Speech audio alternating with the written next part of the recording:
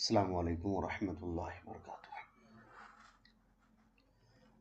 This is the first chapter of book Tasheel Un Nahw.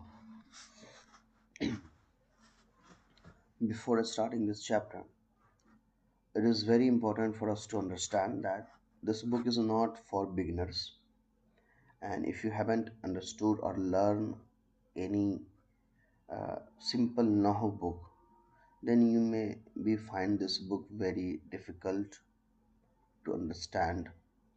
So my suggestion is to, if you are the beginner and if you haven't learned any or understood at least a few terms of Nahw and Surf, then first try to gather some information about Nahw and Surf from the other Nahw books, and then come to this book to and learn it, because this is not a basic Arabic book, basic Arabic grammar book, but you can say it's a middle level of Arabic grammar book, one of the middle level of Arabic grammar.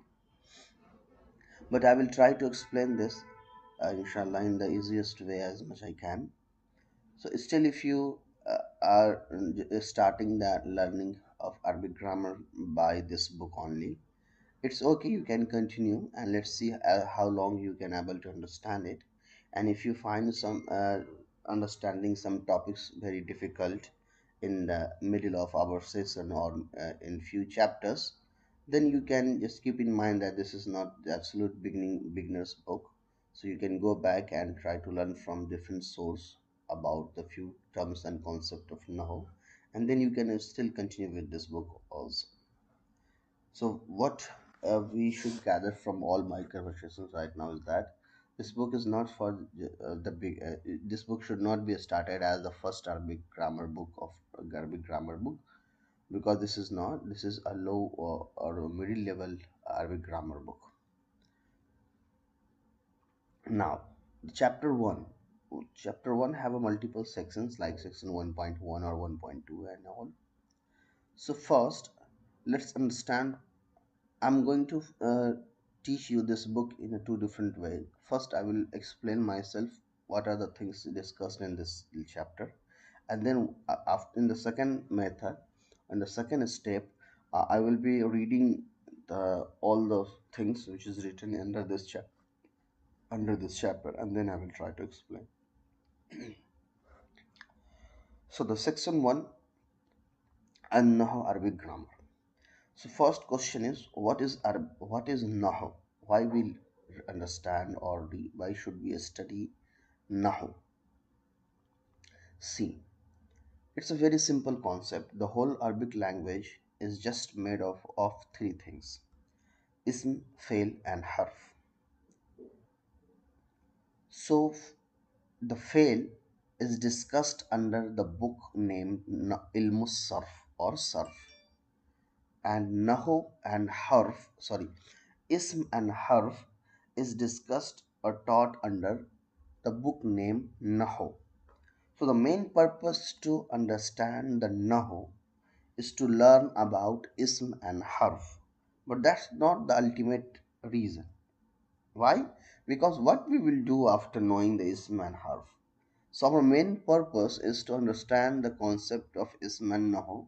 So we will be able to learn how the words are joined together, how sentence is formed, what are the Arabs and why, what are the reason behind the Arab of any word. Arab means zabar zer pesh or zamma fatha kasra, which comes in the end of any letter. So the now the definition can be made like this: and now is a study of ism and harf, which explain us how the Arabic words are combined and joined together, what are the reason behind their Arab, and how we will be able to translate those words correctly. This is the definition of ism. Sorry, Nahu. Now, what are the things which are mainly focused in Nahu book, which is subject matter? So I told you in Nahu we generally learn about ism and harf. Now, there is the objective. So it's easy. what are the things we learn under this chapter? So in this chapter we're going to learn about the types of ism and what are the purpose behind understanding the Nahu. It's very easy to understand the Arabic grammar, and what is the purpose to understand the Arabic grammar, why we should learn Arabic grammar. So the ultimate objective is to gain the pleasure of Allah. Now let's read from the chapter and let's see if we missed something. Section 1, Nahu, Arabic grammar. So remember, Arabic grammar does not mean Nahu. Arabic grammar is divided into two books. Arabic grammar, one is Nahu and another one is Sarf. So Nahu and Sarf both are the book of Arabic grammar. Definition: Nahu is a science which teaches how to join a noun, a verb or particle to form a correct sentence, as well as what the Arab, the condition of the last letter of a word should be. I already explained you the definition that why we learn Nahu to understand the Arab of any word and how those words are joined together to form a complete or incomplete sentences. Subject matter is kalima, a word, and kalam, a sentence.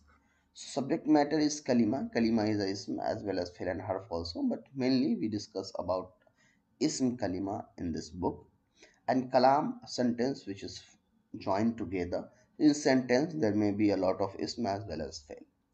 Objective: the immediate objective is to learn how to read, write and speak Arabic correctly and to avoid making mistakes in this.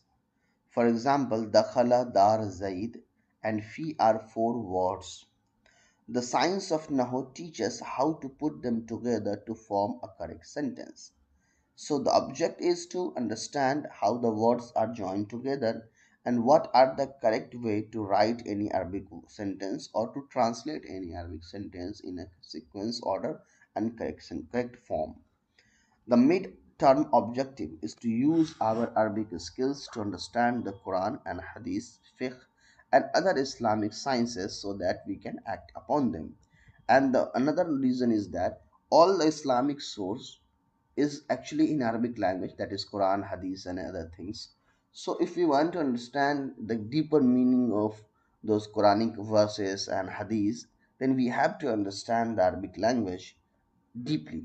So once we understand that the how the understanding of our Arabic, our Quranic verses and ayat is totally based on how much and how deep we understood the Arabic language. So once suppose if you understand the Arabic language 50%, then by applying the rules of or knowledge of 50% of your Arabic grammar, you will be able to understand the Quran with a different perspective, at least 50%.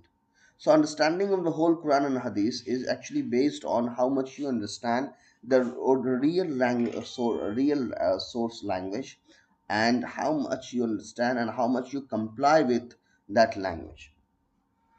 And the ultimate objective is the above, to gain the pleasure of Allah. That's right. Like everything we do, we must have a very clear intention that we are doing this only for the pleasure of Allah, not there are no other intention, hidden intention uh, inside any of our actions. Now, the section 2 is the Kalima. What is Kalima? Kalima is just a word in Arabic language. A word is known as Kalima, and in a word can be anything which comes out of the human mouth. Like, see, any word uttered by humans is called lafz. If it has a meaning, it is called mawzu, meaningful, and if it does not have any meaning, it is called muhmal. So anything which comes out of the human mouth, and it can be both meaningful as well as meaningless. If I'm saying something and it is meaningful, it is called mawzu, and if it is not meaningful, it is called muhmal. And it is very easy to understand actually, but let's make this little complicated, because it is also very important to understand the very slight line or silver lining between the meaningful and meaningless. The decision that whether the word is meaningful or meaningless is not decided, made by us. We cannot decide which word is a meaningful and which word is meaningless. For example, if you do not know the Chinese language and if someone is saying something in Chinese, for us that word is meaningless. But for that person who is speaking Chinese, that word is still meaningful for him. So the when we say mauzu and muhmal, mauzu means that word does have some meaning. It does not it does not depend on our own understanding. Whether if we understand its meaning, then that word is mauzu, and if we do not understand its meaning, then that is muhmal. No, this is not the correct way to understand whether the word is mauzu or muhmal. If any word has a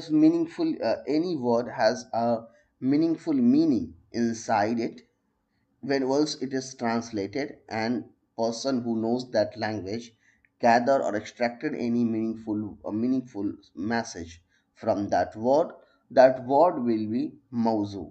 And if there is a word which does not hold any meaning, which does not hold any information, then that word is called muhmal. So what we understood from these two sentences, that whatever we say, either it is meaningful or it meaningless. If it is meaningful, it is mauzu, and if it is meaningless, we say it's muhmal. Now, in Arabic language, we do not discuss about muhmal word because there is no need to discuss muhmal, because it does not have any meaning, it does not make any sense to understand or learn about this. Now, the word mauzu, which has a meaning, is sometimes are of two types. One is called mufrad and another one is called murakkab. What is mufrad and what is murakkab? Mufrad means single and murakkab means compound or means joined together. So the meaningful word either is written only as a singular in a single format, or a meaningful word can be written to or added together with other meaningful words and create a sentence. Whether it is complete or incomplete sentence, that's not matter right now. But when a word is single in its own place, there is no other word attached or written with before or after it, that word is called mufrad. And when a word is combined or joined together with some other words also, now that word is no longer known as word, it will be now a murakkab in Arabic term. For example, see, in Arabic language, lafzun mawzun, the meaningful word is of two types, mufrad and murakkab. Mufrad single, it is a single word such as kitab, book. Such a word is called kalima. So mufrad word is also known as kalima. And murakkab compound, it is a group of two or more words which may form a complete or an incomplete sentence, such as talibul zakir, intelligent student, or talibu zakiyun, the student is intelligent.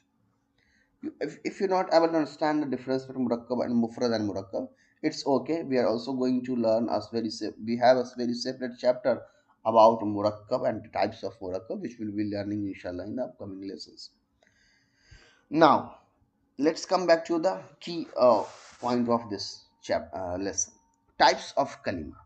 Now, a meaningful word which is single. Okay, what is kalima?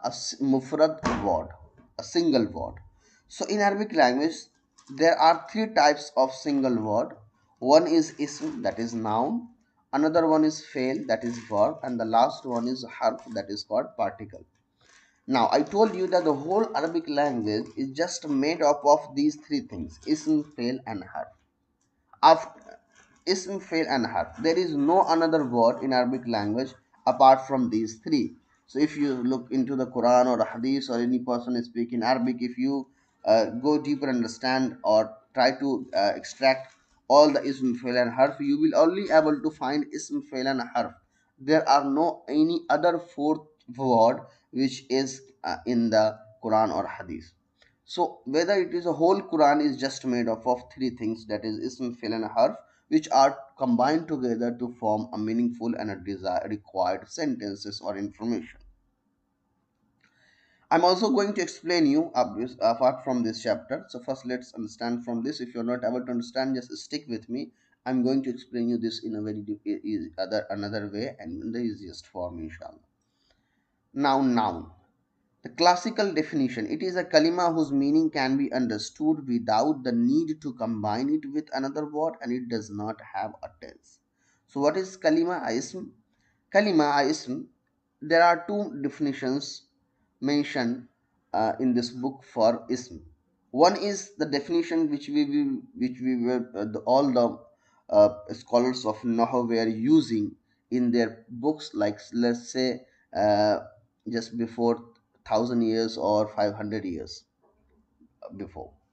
So that meaning was a kalima or ism is a word which meaning can be understood without combining it with another word. Or in the simple way, we can say ism is an independent word with its own meaning, which means we do not have to add this ism with any other ism fail or harf to understand or extract the exact meaning. That ism word is capable of providing the meaningful sense or meaningful information by its own. There is no need to add that ism with any other word. So that this type of word in Arabic language is known as ism, and it does not have any tense. What is tense? Tense is just a time. There are three types of tense: past, which gives the information about something happened in past; another one is present, which tell us about the things happening right now; and the future, which tell us about the things which will happen in the future. So when we translate any ism word, that word will have some information, it will give some meaning, but that meaning does not attached with any of the tenses. Like that word, for example, if I'm saying rajulun, rajulun is Arabic word which has its own meaning, a man. To understand the meaning man, we do not have to add rajulun with any existing or any other Arabic word. But why? Because rajulun is capable of providing the meaning by its own, and that is man. But again, when we are saying rajulun means man, we are not adding the man or attaching a man with any tense. Like we are not understood by this that man is in the past, present, or future. It simply gives a rajulun means man, but it does not provide whether the man is attached with any time period or not. So these types of Arabic word which they have which does have one independent meaning its own, and they are not attached with any time period, or in another way we can say they do not provide information about the time in which that word is exist. It is called tense, sorry, it is called ism. Now, the modern definition is it is the name of a person, place, or thing. Example: rajulun, a man; al baytu, the house. Note: since this textbook is designed for the classical Arabic, therefore throughout the rest of the book, ism will be used in the sense of a classical definition, and modern definition is not that accurate actually. That's why a lot of the scholars who used the modern definition to make us understand the ism, they also shifted to the classical definition, because modern definition does not just do justice with the actual idea of ism. An ism can never have tanween and alif lam at the same time. In the footnote, there are two books mentioned. One is Sharah ibn Aqil and Nahu al-Wazi. These two books are also one of the best book of Arabic grammar, especially about Nahu. And everything which is written in this book is actually gathered from these two books, Nahu al-Wazi and Sharah ibn Aqil. Now let's learn about verb. Classical definition: it is a kalima whose meaning can be understood without the needs to combine it with another word, and it has one of the three tenses: past, present, or future. Modern definition: it denotes an action, but the modern definition is also not accurate. You will learn later why I am saying this. So what is fail? Fail also provide us a meaningful word without adding with any. Fail also provide us a meaning, without adding with any other ism or fail, but its meaning does have one of the three tenses, that is past, present, or future inside it. Since this textbook is designed for the classical Arabic, therefore throughout the rest of the book, fail will be used in the sense of its classical definition. A fail can never have tanween or alif lam on it. Harf, it is a kalima whose meaning cannot be understood without joining ism, fail, or harf, or both to it. Example, min, Allah. And we have exercise. So I'm not going to do the exercise just right now. First, let me make you understand what we learned from in section 1.1 and I think section 1.2 also. Yes. So let me first make you understand what we understood in section 1.1 and 1.2 clearly. Now let's learn from here.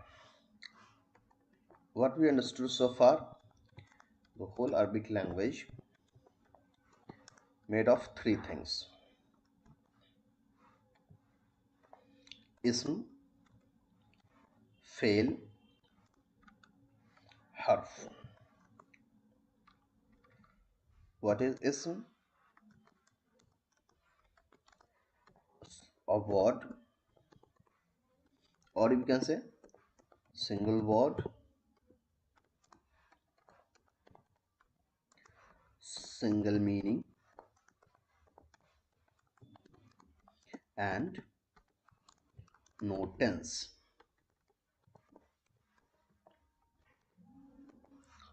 What is fail? Single word,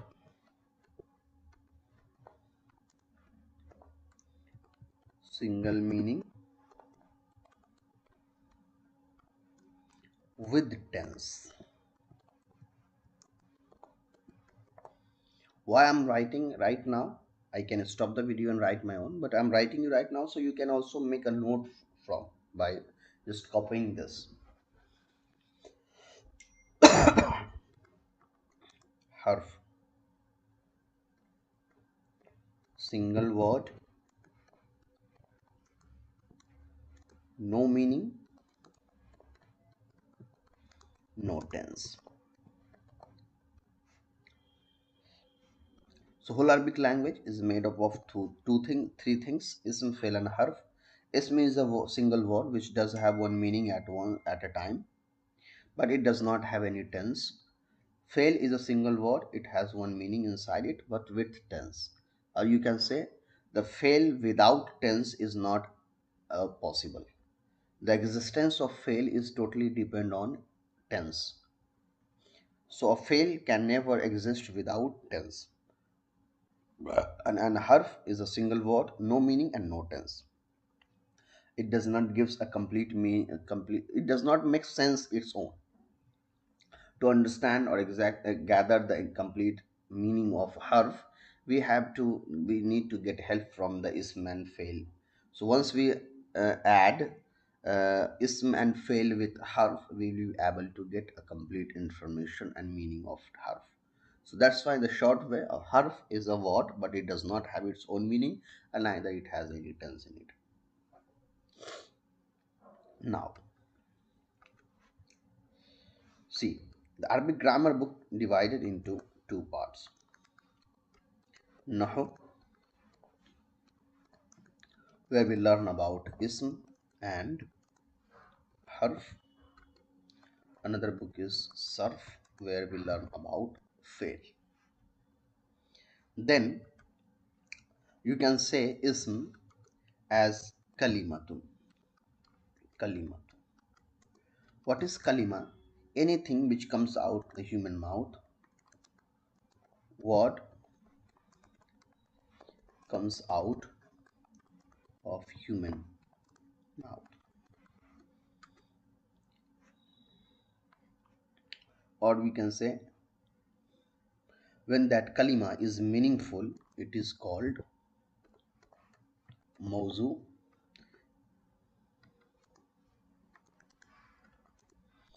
When word is meaningful. And when we say muhmal, Muhmal means useless. When we say muhmal, when word is meaningless. Okay. Now, how we will be able to understand which word is ism? For that we learn sign of ism. How we able to see, as we already know that the whole Arabic language is made up of three things: ism, fi'l, and harf. If someone give you the Quran and tell you to just let me know which one is ism, fi'l, and harf, it is very difficult for us to understand. Yes, if we know the translation, it may be easy to check whether this word has any tense or not. If the word does not have any tense, it is ism, or if it has a tense, it is fail. But still, knowing the translation is a very hard part. But what are the very easiest way to find out and recognize the ism, fail, and harf is that once we know the sign of ism, fail, and harf separately, if even though we do not know the translation of any word, we still are capable of finding the ism, fail, and harf. So first sign of ism is any word having alif lam in the beginning. For example, alhamdu, al qalamu, al kitabu, ar rajulu. All these words are ism. Why these words are ism? Because these words start with alif lam. So any word which has alif lam on it, that word is ism. And remember, if we are learning the sign of ism, and alif lam is one of the sign of ism, it means alif lam will never comes on fail or harf. Every sign is separately to its own kind. Now the second sign of ism is tanween. Tanween means dual zamma, dual fatha, or dual kasra. Like rajulun, qalamun, ilmun. All these words are ism because they all have tanween on it. One thing which we have to remember right now is that you cannot say al-qalamun.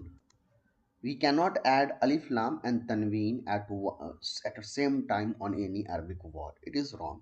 Either add alif lam, then remove the tanween, or if you want the tanween, then remove the alif lam.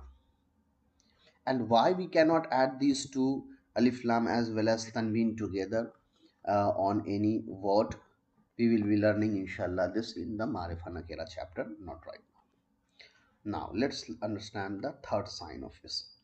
The third sign of ism is having tanis in the ending, like imra'atun, salatu, zakatu. Why all these words are ism? Because they all have tanis in the ending. These are the three signs of ism. There are also more signs of ism, but we will be learning inshallah in the upcoming chapter. Now let's learn about the sign of fail.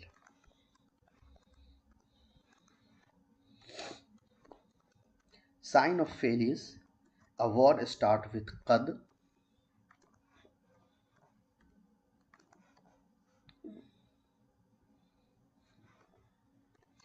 qad, for example, qad alima. So here alima is fail. Second, a word start with lam, like lam yans, lam ya'lam. So here ya'lam is fail. Third is a word start with lan, like lan ya'lama. Here ya'lama is fail. And then the fourth one is a word start with sawfa, like sawfa ta'lamun. So here ta'lamun is fail. So these are the four sign of fail. There are still few more sign of fail, but we will be learning inshallah later in the separate chapter. Now what are the sign of harf? So there are no sign of a harf. We have to memorize it by heart. Now I hope now when we go back to the exercise, you will be able to understand the which one is ism, fail, and harf inshallah. So let's understand the signs one more time. Word with alif lam or tanween or tanis is ism. A word with kad, lam, lan or sawfa is ism. And if any word does not hold any sign of ism, it is definitely fail also. Let's see.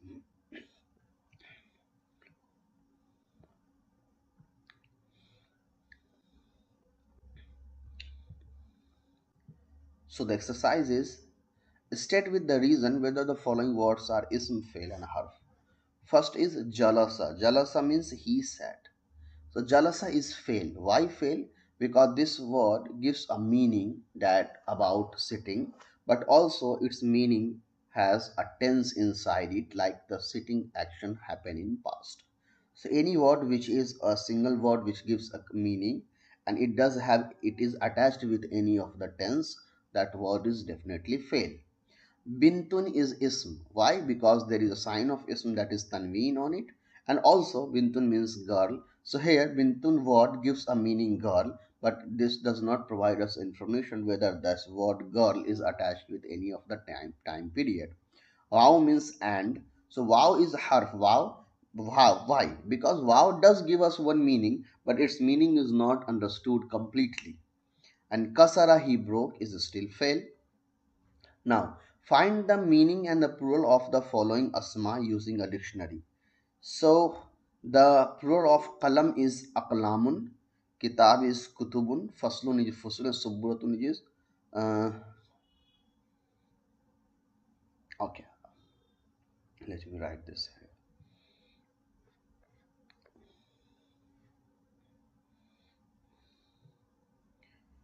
The plural of qalam is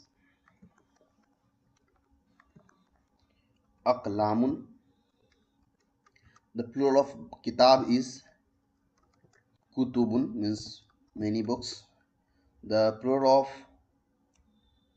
subburatun is usburatun. And what are the next another one? Faslun.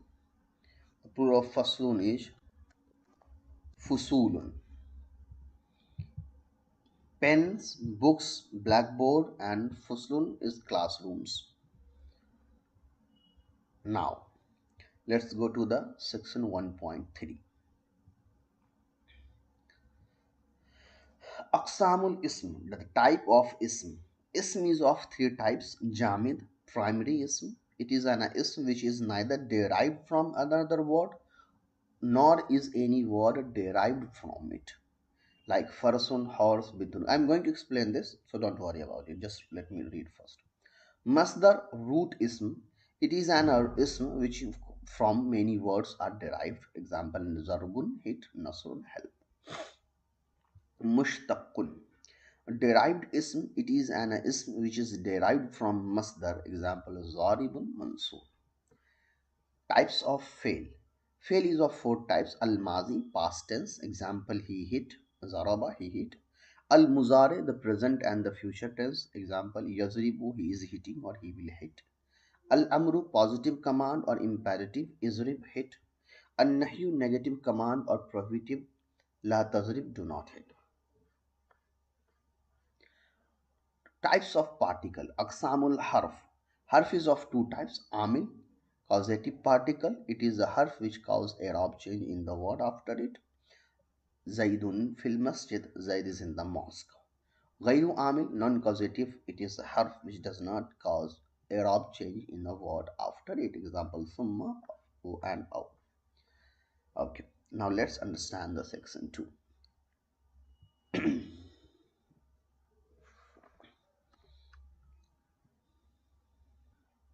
See, section 2 is all about types. Types of ism, types of fail, and types of harf. So let me teach something by which is out of this book.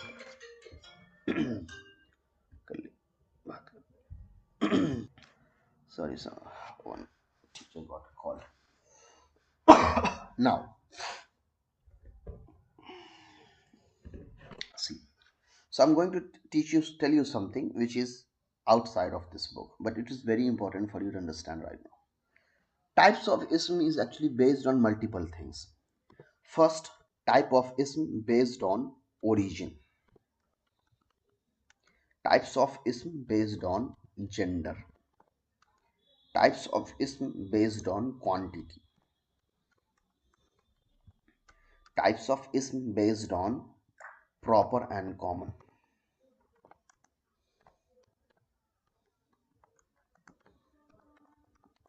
And the fifth one is types of ism based on i'rab.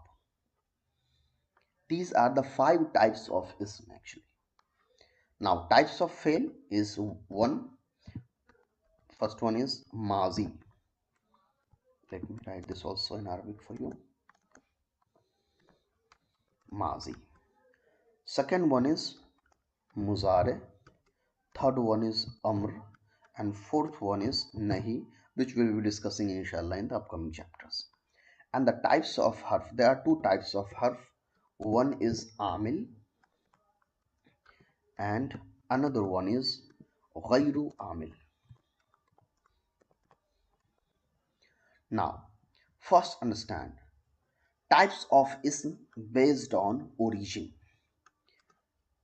Types of ism based on origin. So on based on origin, ism are divided into 3 types: jamid, masdar and mushtaq. Now the question is, what is jamid, masdar and mushtaq? So before understanding what is jamid, masdar and mushtaq, let's understand what is the meaning of origin. So let's first understand the origin. What is origin?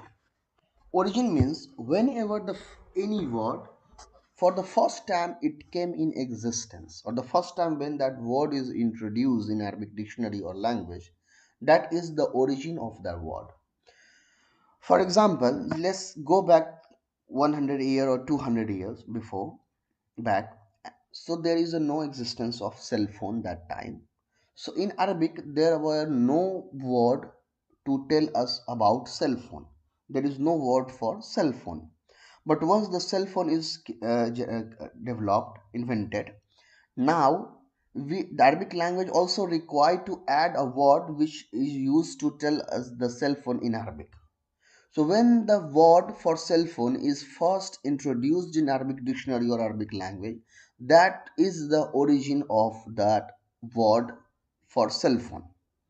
So whenever in Arabic language any word is introduced for the first time, it is known as the origin of that word. Now in Arabic language, there are 2 methods to create a new word.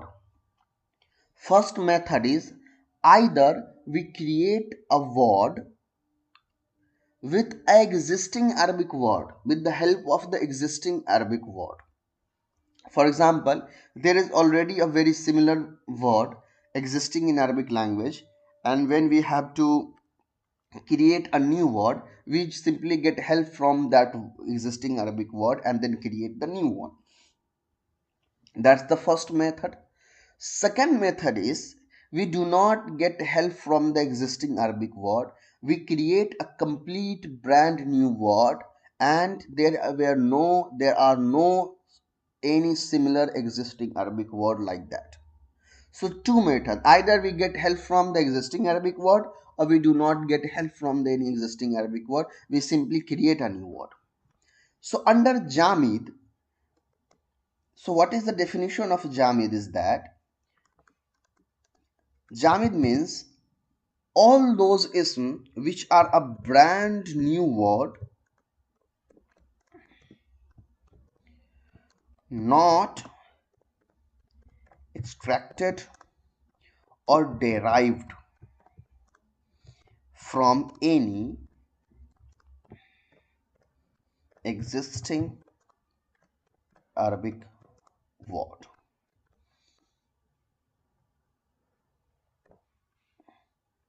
Okay.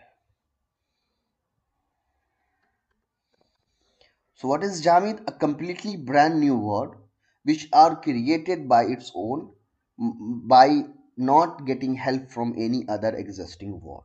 These are jamid. And also when any word or simply just say ism comes under the category of jamid, it means jamid will also not help another word in its creation. So it means Jamid is a type of ism which neither created nor will create any word in Arabic language in future.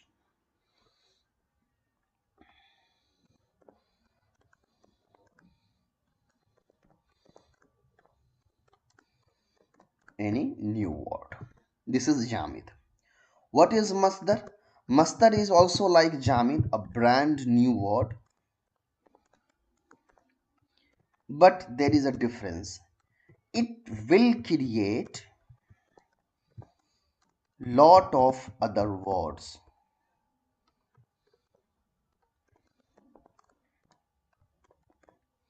And what is Mushtaq?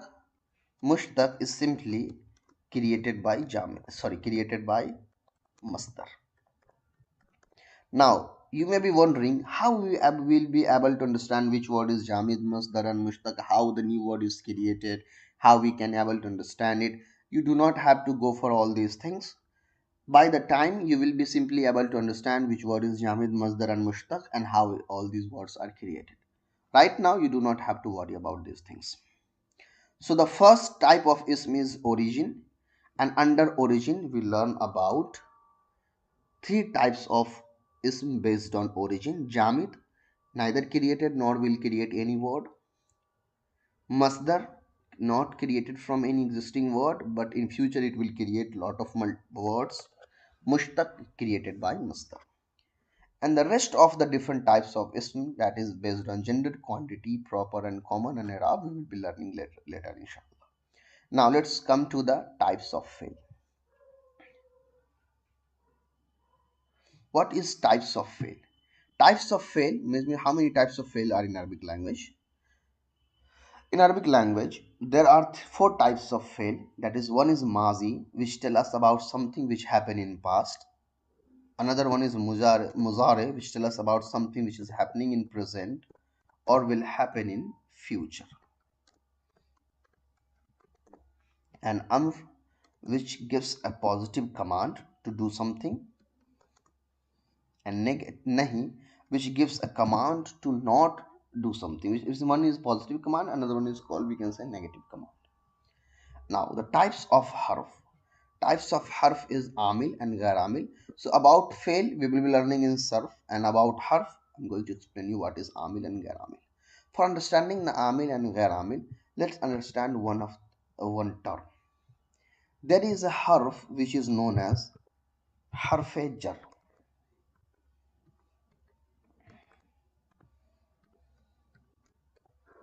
Harf jar. Harf jar is a group of harf jar is a type of subcategory of a harf, we can say. Harf jar are total 17 in number. Few of them I'm going to write, which is most commonly used: that ba, ta, kaf, lam, min, ala, fi, ila, ghaira, an. These are the most commonly used harf jar. First, understand the reason of their name. Why these are called harf jar? Why they are called harf, we know. They are not capable of providing their meaning at all, their own. Why they are called harf jar? Because they are responsible for providing the zer i'rab to ism. Why they are harf jar? Because responsible for zer i'rab to ism. What it mean, responsible for zer i'rab to ism? Let's understand this with example.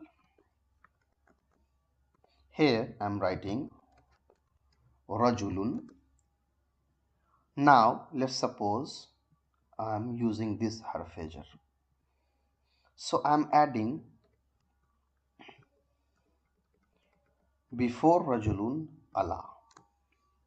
Once we add Allah on rajulun, the i'rab of rajulun will be changed to kasra, to zair.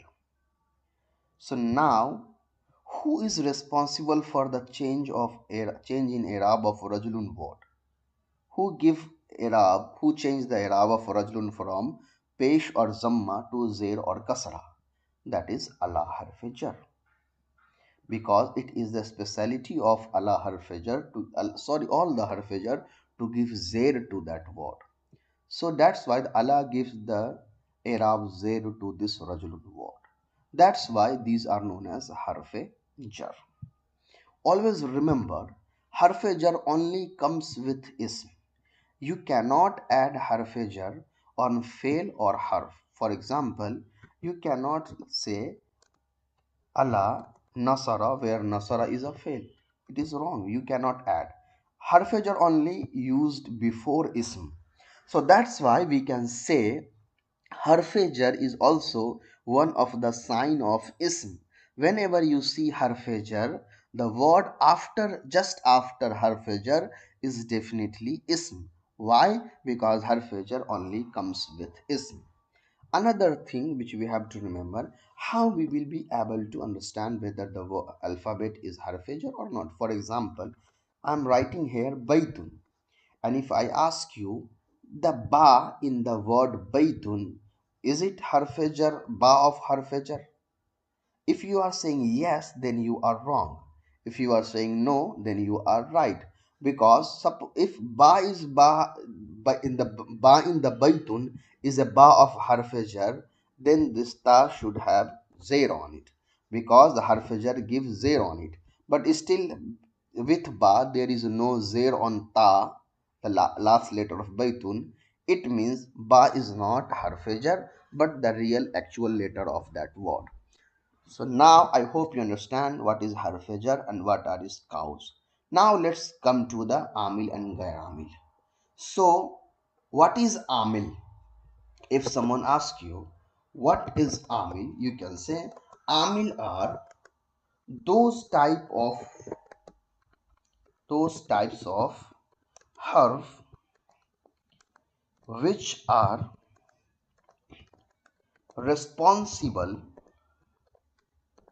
to change the i'rab of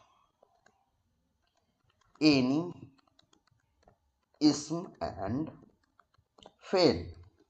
And ghair amil means just opposite, not responsible for change in i'rab of any ism or fail. Now if I ask you, harfajar comes under the category of amil or ghair amil. If your answer is ghair amil, then you are wrong. If your answer is amil, then you are right, because amil means those harfs which are responsible for change in i'rab. So yes, harf jar is responsible for change in i'rab. Before harf jar, the i'rab of rajulun was with zamma. When we add ala, the i'rab of rajulun converted to kasra, zair. So it means ala harf jar is responsible for changing i'rab of that ism. Understood now? Very well. Now let's solve the exercise. Correct the following words stating a reason and give their meanings. I told you in the previous that you cannot add alif, lam and tanween together at once. So either add alif, lam or add tanween. So either say al baytu or say baytun. So this is wrong. It means house. Same reason here, al warqun, it is wrong. Either say al waraku or warqun, means page. Al-Fataha. Fataha is a fail. You cannot add alif lam on fail because alif lam is the sign of ism. So Al-Fataha is wrong. Say Fataha without alif lam. Sami'un. Sami'un is also fail. How am I know all these things? Because I told you this book is not just to start with as a beginner's book. So for now, if you don't able to understand, just repeat after me. Sami'un is a fail. So you cannot add tanween on samia. The correct way is samia, which means listen. Find the meanings and the plural of the following ism using a dictionary: bustan, bab, qamar and kalbun. Let me write the trans meaning. The bustan, jama of bustan is basateen. The jama of kalbun is kilab. The jama of bab is abwab. And what was the last letter? Qamar. And the jama of qamr is akmar. Bustan means garden, bab means door, qamar means moon, and kalbun means dog. Now translate the following sentence and identify the different types of fail in them. So I'm going to translate these four sentences, and then I will explain which type of fail inside it, because for this you should know, you will be able to, if you are not able to understand the translation or the jumla failure concept and anything about sentence, then it will be very difficult for you to translate this sentence in just as a beginner. So I'm going to translate this and also explain you which type of fail inside it, just for the idea. If you are not able to understand it, it's okay, you can just go move on with this. I will be explaining about fail inshallah in the surf separately. First one is fataha khalidun shubbaka. Khalid opened the door. So here it a past tense, that is mazi. Second one is yadurusu ahmadu fil madrasati. Ahmad is studying in the madrasa. This is a present, which is muzare. Uktub risalat, you write a letter. Here it's a amr. La taqra zalikal kitab, don't read that book. So here it's nahi. Now section 1.4, which is for jumla al jumal wal murakkabatu. So before explaining this chapter, I'm going to explain you all these rest four type of ism, because for understanding this jumla we have to understand these four things properly and clearly. So in the next class I'm going to explain you these four things inshallah.